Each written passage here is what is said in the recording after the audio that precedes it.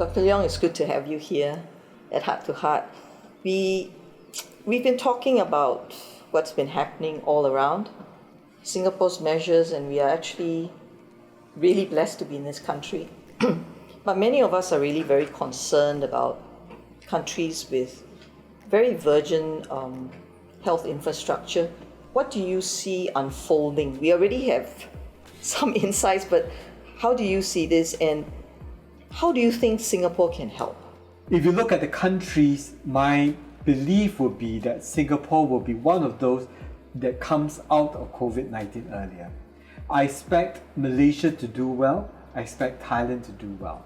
As for the rest of the nations, it really depends on how much clout the government has and how cooperative the citizens are with the government, and of course the healthcare facilities, etc., in overcoming this. What Singapore and the rest of the nations have to do is to come up with collaborative effort to actually share knowledge, share equipment, share diagnostic testing, share experience on how to control. Eventually, it will boil down to the same Wuhan, Hubei recipe, which is to search, isolate and quarantine with a lockdown of various levels within their own city.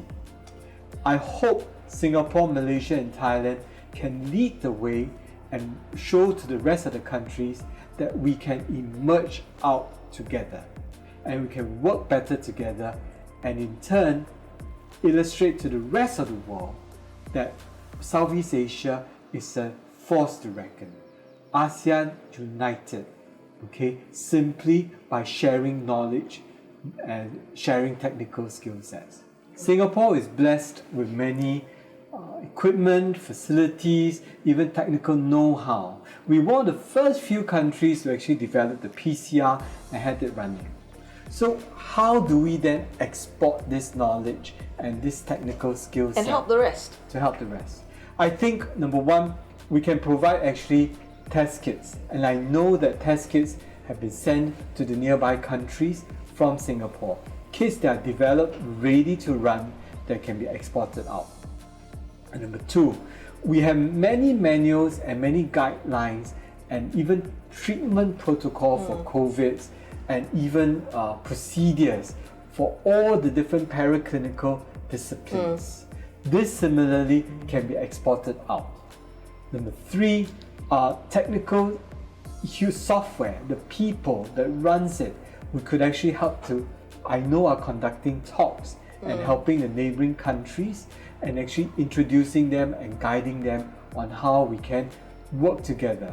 We have the front knowledge of meeting first few cases, and with this we can disseminate information out very quickly. Hopefully they can quickly pick up all the information in quick time and just jumpstart all the way, whether or not they feel they need to do lockdown measures quickly, whether we will have enough test kits by that time for them because everybody else has been catered for, whether all the education programs that we're all looking into can be contextualized for them. In that way, it's so relative to say this word, it's a blessing because of the way it's gone. Yes. Yes.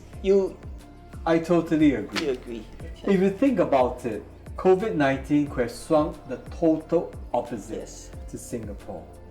We didn't have SARS, we didn't know what to do, we didn't have the equipment, the gowns, the masks, the protective equipment, the PPEs. It could have swung the total opposite, and then we could be caught literally with our pants down, and a lot more people would have died. I do hope with this charge and us making the right decision, it will encourage the rest of the nations, especially the ASEAN nations, the Southeast Asian neighbours, that we can do it collectively. We can do it together. We already have the skill sets, we have the ability, we have the government, and all we need to do is to work together. And we will be the ASEAN to reckon with.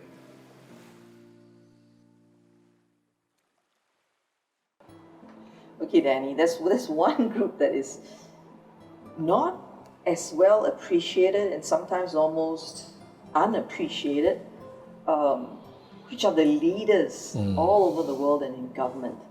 you can see them going through so much stress and everyone expects them to be perfect. But at the end of the day, not only are they human, but this is an unprecedented situation. What are your thoughts and advice? I think unprecedented is a good word, because I think there is nothing that is scripted for these leaders, right? I mean, you have to make decisions, on the move.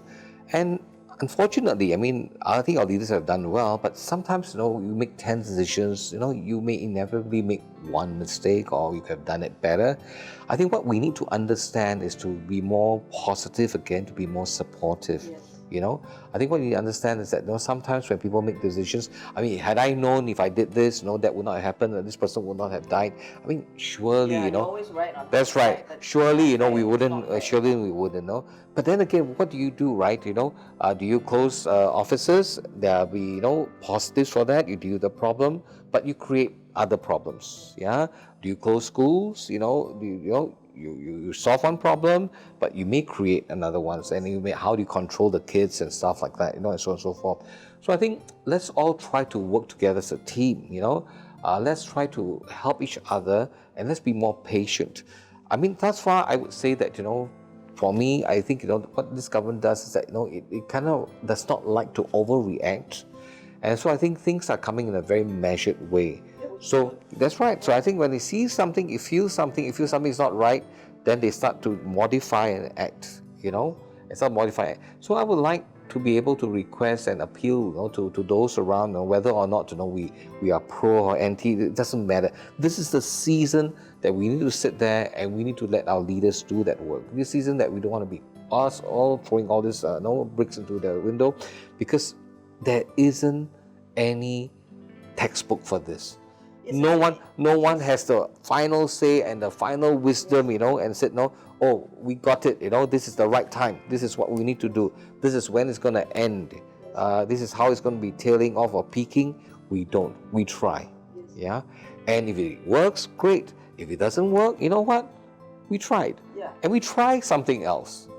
Yeah. Yes. And we do that, right? And I think that's what we all need to do. And I think it's important. So I think as an encouragement to those who make decisions, the policymakers, keep doing what you're doing. Yes. You are never gonna get people with you, 100%. Yes. But I think we believe that you value lives, and whatever problems, issues, differences, we'll talk later. We're all in this together. Yes. Yeah. Yes.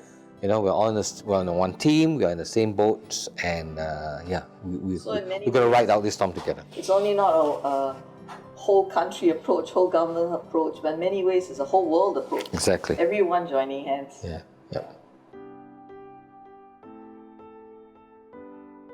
I wrote this poem called Blessed Are the Hands and Arms That Reach Out, as I reflected on how in our very busy modern society, in the pursuit of what is material, we have very little space to actually connect with other people. And even when we connect in our relationships, sometimes there is still that sense of fear, a fear of rejection, and a sense of need to protect ourselves from the other individual. So I wrote this poem reflecting on that, and I thought it might be relevant to our current situation because I see that with COVID, we have all had time to slow down. And even though we cannot meet each other physically, and because that has been taken away from us, that human contact from day to day, I see a lot of us actually taking time to, connect with other people on virtual platforms like Zoom or phone calls or texts. And I think that's a wonderful thing. So let me read this poem. It's called Blessed Are the Hands and Arms That Reach Out. Blessed are the hands and arms that reach out, straining, stretching. Please don't fall over. It takes courage to reach out, a risk that no one will reach back. And clasp your outstretched hand, but often you will find, and be surprised, happily so, please don't fall over, that the hand that clasps yours in return is also so eagerly trying to connect, to make peace, to find some middle ground where we can all be. Thank you.